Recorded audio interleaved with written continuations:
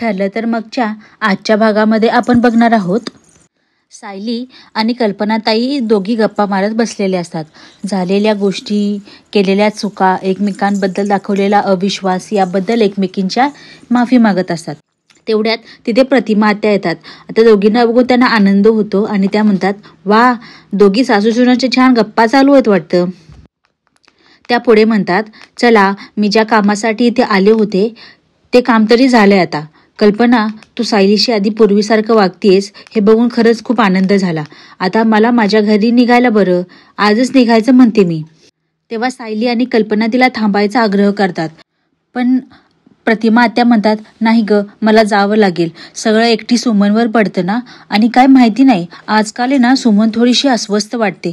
तिला नेमकं काय झालंय हे थोडंसं जाणून घ्यावं लागेल, त्यामुळे मला निघावं लागेल.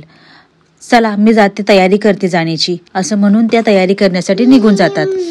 आता सुमन काकू का अस्वस्थ आहेत ही गोष्ट प्रतिमा आत्या शोधून काढू शकतील का, यासाठी पाहत राहा ठरलं तर मग.